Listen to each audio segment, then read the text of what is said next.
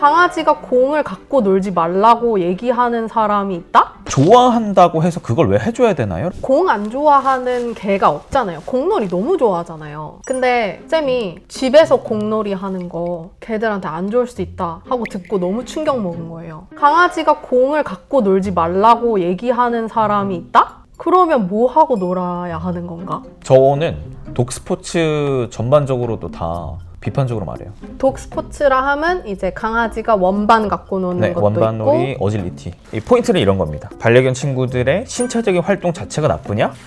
아니에요. 절대 그 얘기하는 게 아니고 필요합니다. 꼭 필요한데 너무 과도한 게 문제다.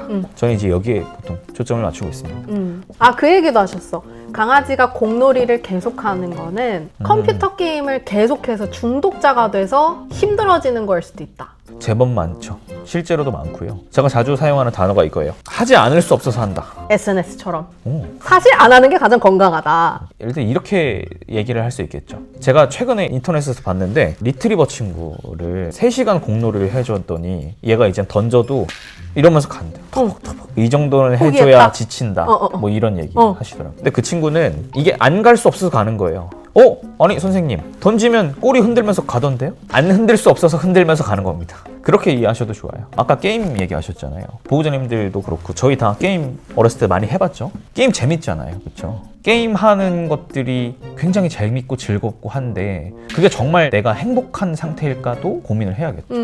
게임을 하지 마라. 아니 게임을 적당히 해라. 이거에 가깝습니다. 적당히 하고 적당히 끊어라. 대부분 이게 힘들죠.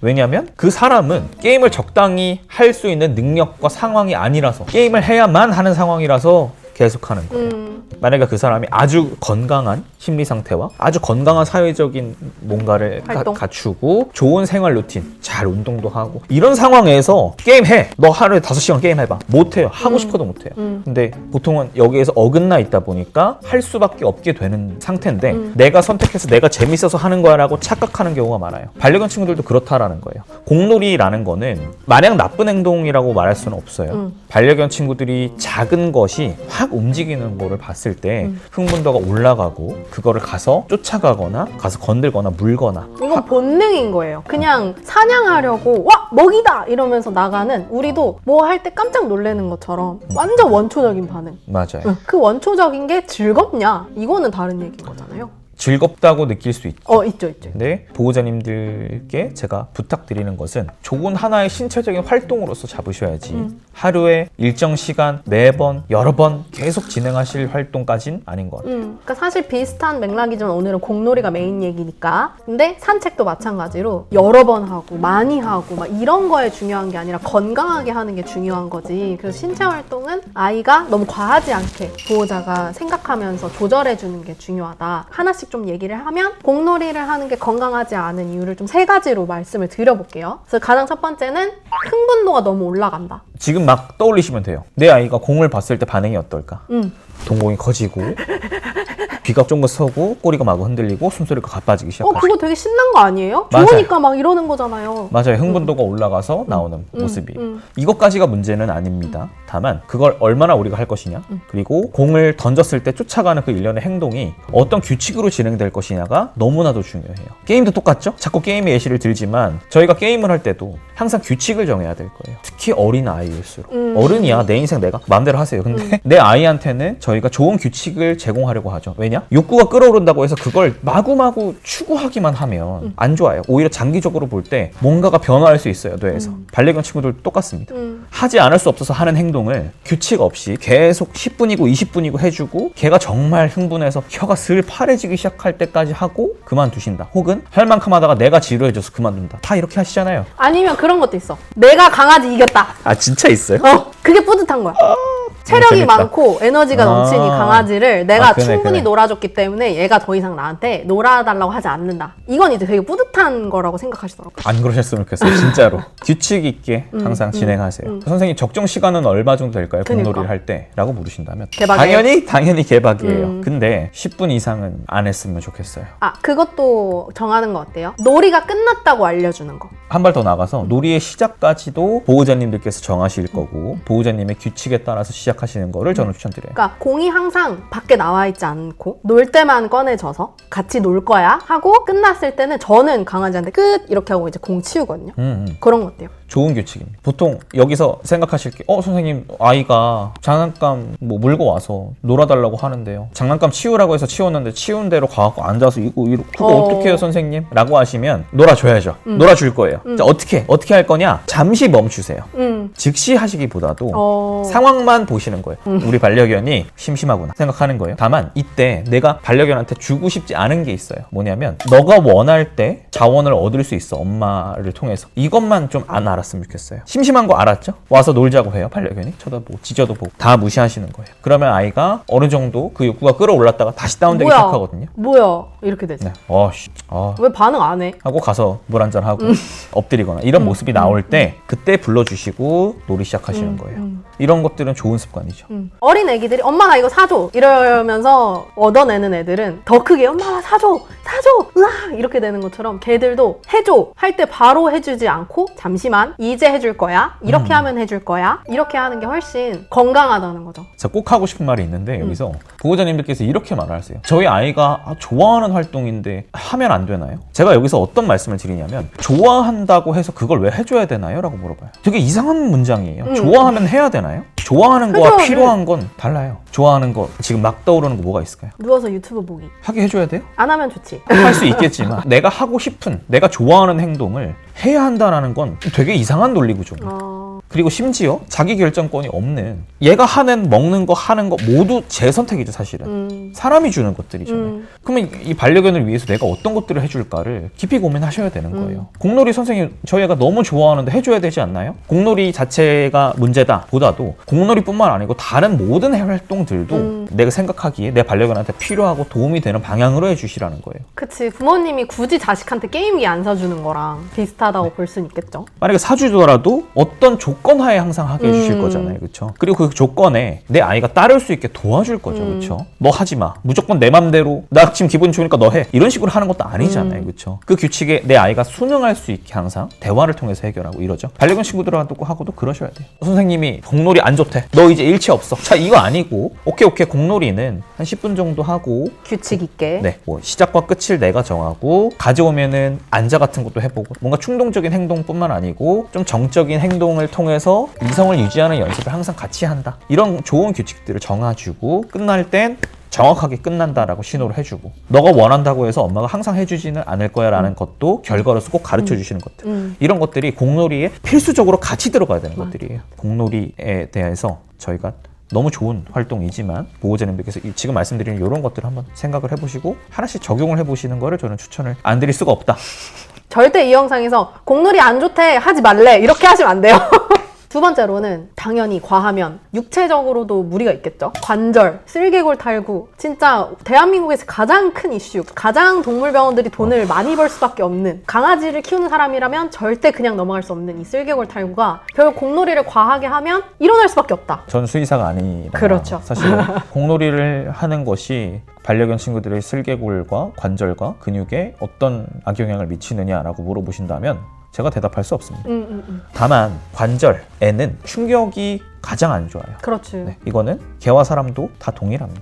공놀이를 할 때 대부분 소파 위로 막 적극적으로 올라갔다가 하기도 하고 막 급턴하고. 그렇죠. 격정적으로 돌기도 하고 우다다다 달려가고 급정거하고 이런 과정이잖아요. 그리고 미끄러지기가 너무 쉽기도 하고요. 그래서 그런 것들을 잘 고려를 하셨으면 좋겠어요. 요즘 보호자님들께서 바닥 많이 고민하시죠. 선생님 매트 깔고 하는 거 괜찮은 거 아닌가요? 매트를 깔면 덜 위험할 수 있어요. 다만 안 위험해지는 건 아니다. 네. 그래서 그럼 여기까지 들으면 아니 그럼 내 아이가 쓸개골 탈구가 있는데 이제 공놀이 절대 하면 안 되겠네요. 수의사랑 상담을 해보셨으면 좋겠어요. 되도록이면은 내 아이의 상태에 따라서 더 전문가를 만나서 안정하게 접근하시는 걸 추천을 드리고 꼭 공놀이 활동만 있는 건 아니에요. 내 아이와 실내에서 하기 너무나도 좋은 활동들이 많이 있거든요. 그 얘기를 해볼까요? 선생님 피개 행개가 좋은 거라면서 피곤한 개를 공놀이로 만드는 것처럼 쉬운 게 없는데 그럼 어떻게 하라고요? 생각보다 공놀이를 통해서 피곤해지는 게 효율이 낮습니다. 잘 보세요. 엄청 흥분도 올라가서 그 흥분도가 엄청나게 올라갔기 때문에 아이가 잠깐 피곤해 보여요. 근데 사실 금방 회복돼요. 그 왜 그러냐면 보호자님들 스트레스 레벨이 한껏 올라가잖아요. 그러면 이게 일정 시간이 지났을 때 충분히 원래 상태, 정적인 상태까지 떨어지는데 6시간, 7시간씩 걸려요. 공놀이 하고? 네. 그러면 엄청 흥분한다는 가정하에 한 10분 놀았고 자고 일어났어요. 그래도 아직 혈중에 있는 스트레스 레벨은 릴렉스한 상태를 유지하기보다도 다시 뭔가 흥분되는 경험을 게임을 찾고. 추구한다거나 아니면 약간 어느 정도 올라와 있는 상태를 아이가 계속 보이게 돼 있어요. 공놀이도 물론 좋은 활동이지만 피곤한 개 혹은 행복한 개를 위해서 실내에서 해줄 수 있는 활동으로는 크게 두 가지를 추천을 드려요. 넓게 좀 말씀을 드릴게요. 감각기관을 잘 활용하는 연습이에요. 코? 대표적인 코겠죠. 반려견 친구들의 제일 멋진 부분이 또 코기도 하고요. 후각 활동이라고 하시면 조금 더 직관적일 겁니다. 아주 쉽게는 진짜 맨몸으로 숨바꼭질. 음, 완전 맨몸. 그것도 방법입니다. 보호자가 기다려 한 다음에 문 뒤에 숨어 있고 요기조기 해서 찾는 거. 그거 잘하는 친구들 있더라고요. 되게 좋아해요. 엄마가 숨고 반려견이 찾는 거, 그것도 하나의 방법이고요. 근데 찾느라 진짜 되게 피곤해해요. 이건 해보셔야 알 거예요. 이거 뭐 잠깐 돌아다니면서 냄새 맡고 찾고 그거 뭐가 피곤해요? 엄청 피곤할 거예요. 대표적으로 제가 추천드리는 게 이제 트레이닝이거든요. 교육이란 건 사람이 하는 공부 같은 것들이에요. 예를 들어서 앉아 교육도 있을 수 있고요. 뭔가를 건드리는 교육도 있을 수 있고 보호자님들 많이 하시는 뭐 옆에서 걷는 연습이랑 다리 사이에 지나가는 거 이런 것들도 그걸 배우고 더 잘하게 되는 과정에 걔가 뇌가 엄청 피곤하게 돼요. 여기서 클리커 트레이닝 얘기를 딥하게 하긴 좀 그렇지만 만약에 이 개념을 아시고 하시는 분들은 적극적으로 이 과정에 동의를 하실 거예요. 짧게는 5분, 길게는 10분에서 15분 정도 트레이닝을 하게 됐을 때 반려견이 진짜 효율적이잖아요. 5분에서 10분이면 애가 진짜 골아 떨어져요. 바로 잘 겁니다. 공부가 너무 많이 한 거야 그날. 왜냐면 사람하고 다르게 반려견 친구들은 뭔가 학습 과정을 오래 지속하기가 되게 힘들어해요. 맞아. 그리고 유추하거나 추론하거나 고민하는 것들이 걔는 조금 어색한 과정이에요. 근데 못하는 과정은 절대 아니고요. 그러다 보니까 익숙하지 않은 걸 하는 과정에서 또 되게 피곤해지기도 하고요. 신체적으로 피곤해지는 과정이 아니고 정신적인 이 스트레스 해소 과정이기 때문에 조금 더 반려견이 릴렉스한 상태로 가기에 더 도움이 될 수 있어요. 엄마랑 숨바꼭질하기, 보호자님들 많이 하시는 노즈워크. 그리고 와글에서 많이 올라오는 어떤 적극적인 다양한 제품들을 활용해서 하는 노즈워크, 센트워크 같은 것들, 행동 풍부화라고 하는 것들을 보호자님들께서 적극적으로 한번 해보셨으면 좋겠고 한 발 더 나가서 나 그럼 트레이닝 좋다길래 트레이닝 해볼래 하면은 어떤 훈련사랑도 좋아요. 그 훈련사랑 행동을 만드는 과정에서 내 아이와 어떻게 할지를 배우시고 행동 배우는 연습을 통해서 내 아이의 삶에 조금 더 질을 높여주시는 것들 해보시면 다른 걸 알게 되실 겁니다. 그래서 코 쓰기, 찾기, 공부하기 이런 거를 공놀이 대신에 해주시면 훨씬 걔한테 좋다. 물론이죠. 산책도 하루에 30분 내외로 2번에서 3번 정도 정적인 산책도 진행하시고 교육, 뭐 행동 풍부화, 후각 활동, 가벼운 공놀이 이런 것들. 그러니까 뭔가 이제 아이들 볼 때나 개들 볼 때는 항상 재밌어 막 이거를 기대하면서 뭔가를 해주는데 항상 그 텐션으로 있으면 되게 힘들잖아요. 힘들죠. 우리도 막 친구들 만날 때 계속 이러고 있지 않고 좀 조용하게 얘기를 할 때도 있고 얘기를 안 하고 들을 때도 있고 이런 것처럼 정적인 차분한 상태에서 즐길 것들을 즐기는 것도 되게 걔한테는 좋은 일상이 될 수도 있다. 너무 많은 것들을 화려하게 해주는 것만이 걔가 행복하게 되는 일은 아니다. 기억해 주시면 좋을 것 같아요. 필요하다. 마지막으로는 게임 중독, 공놀이로 인해서 스트레스와 강박 행동이 생길 수도 있다. 이 얘기도 좀 해주시면 좋을 것 같아요. 이거는 너무 딥하게 들어가긴 좀 그래서 간략하게 좀 설명을 드리자면 모든 반려견 친구들한테 다 해당되는 얘기는 아니에요. 다만 저는 훈련사다 보니까 다양한 문제적인 부분을 보여주는 친구들이 있어요. 그 중에 충동적인 친구들이 있어요. 예를 들어서 지나가는 오토바이를 통해서 잠시도 참지 못하고 격정적으로 뛰쳐나가서 반응하는 애들. 리퀴브라고 또 하죠. 그러니까 반응성이 있는 반려견 친구들이라고 하는데 그런 케이스는 공놀이가 악영향을 줄 수 있습니다. 생각해보시면 그 두 개가 같은 과정이에요. 먹이를 쫓아서 뛰쳐나가는 행동, 눈앞에서 확 지나가는 뭔가를 보고 적극적으로 뛰쳐나가서 과반응이 나오는 것들. 걔한테는 공이나 오토바이랑 똑같은 거네. 그렇죠. 정확한 예시는 아니지만 이렇게 말할 수 있어요. 게임 중독 고치려고 컴퓨터를 가지고 교육을 하고 있는데 집에서는 이렇게 닌텐도 하게 냅두는 거예요. 그럼 뭐예요 이게? 안 되겠죠. 그렇죠? 이 아이는 이 닌텐도 계속 하게 될 거예요. 그리고 그 닌텐도를 하면서 컴퓨터에 대한 욕구도 더 커질 거고. 이 정확한 예시는 아니지만 보호자님들께서 내 아이가 만약에 그런 모습이 있고 이거를 고치고 싶었어요. 근데 집에서 공놀이를 좋아한다. 좀 신중하게 생각하셨으면 좋겠습니다. 놀라셨을 게 내 아이가 그래. 공놀이 엄청 좋아할 거예요. 그렇죠? 거의 대부분 그렇습니다. 그러니까 뭔가 자극 중독이라고 얘기할 수도 있는 부분이 있을 것 같아요. 뭔가 튀어나오는 걸 되게 즐거워하는데 내가 이제 충동 조절을 조금 못하는 편이야. 그러면은 다른 자극이 밖에서 왔을 때도 약간 하고 더 이제 반응할 수 있는 그런 현상이지 않을까. 신경은 전달 물질에 절여진다라고 말하죠. 이건 좋은 설명은 아닌 것 같아요.